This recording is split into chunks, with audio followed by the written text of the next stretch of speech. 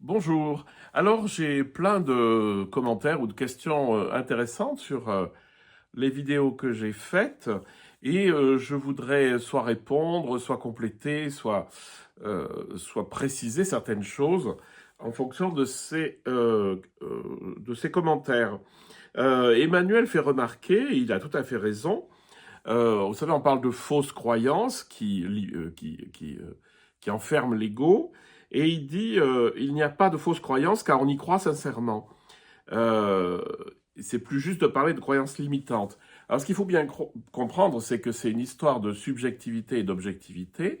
Si je suis convaincu que la Terre est plate, pour moi, c'est un fait scientifique, enfin bon, mais en fait, dans l'absolu, c'est une fausse croyance, c'est-à-dire c'est une croyance à un objet qui n'est pas réel.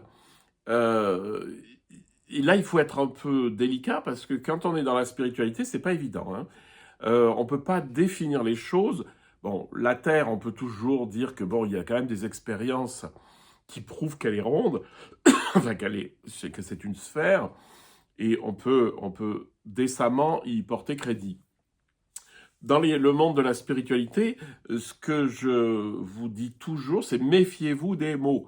C'est-à-dire que les mots sont des mots MAUX, parce que ils essayent d'enfermer la réalité spirituelle dans des mots, et après on opère avec ces mots, et donc on possède le truc, et en fait on possède rien du tout. Donc, c'est très juste de dire que la fausse croyance n'est fausse que par rapport à un absolu, et que dans la spiritualité, des fois, l'absolu, c'est juste une question de, ben voilà, on peut le dire comme ci ou comme ça, et puis c'est pas, ce sont l'absolu ne se met pas en mots, et que la croyance n'est fausse que de l'extérieur, et les croyances limitantes, c'est tout ce à quoi je crois, mais qui m'enferme. Et en général, évidemment, c'est pas des trucs objectifs. Par exemple, si je me dis ah ben de toute façon l'éveil c'est réservé à une élite qui est au sommet de l'Himalaya, c'est sûr que ça va pas vous aider pour y arriver, hein.